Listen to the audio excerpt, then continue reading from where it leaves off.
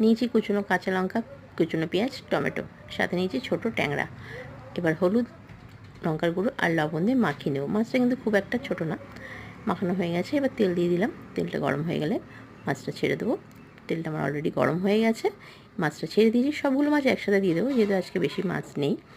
তা মাছগুলো ভাজা ভাজা হয়ে গেছে সুন্দর করে, এবার তুলে নেব। মাছগুলো তোলা হয়ে গেছে, এবার ওই তেলে দিয়ে দেবো কুচনো পেঁয়াজ, লঙ্কা, টমেটোটা একসাথে। আজকে ট্যাংরা মাছের সাইজটা না ছিল বড় না ছিল ছোট, মানে চচ্চড়ি খাওয়ার ক্ষেত্রে খুবই সুন্দর। এই জন্য এটা চচ্চড়ি বানালাম, অন্য কিছু রেসিপি বানালাম না। এবার এটাকে ভালো করে ম্যারিনেট হয়ে গেছে, একটু মাখিয়ে নিয়ে ঢেকে দেবো, যাতে সেদ্ধ এবং ভাজা একসাথে হয়ে যায়। কারণ এটাতে বেশি পোড়া পোড়া ভাজাটা ভালো লাগে না, লাল লাল অত বেশি ভালো লাগে না। হালকা লাল লাল ভাজা আর সেদ্ধ সেদ্ধ হবে, তবে এটা ভালো লাগবে।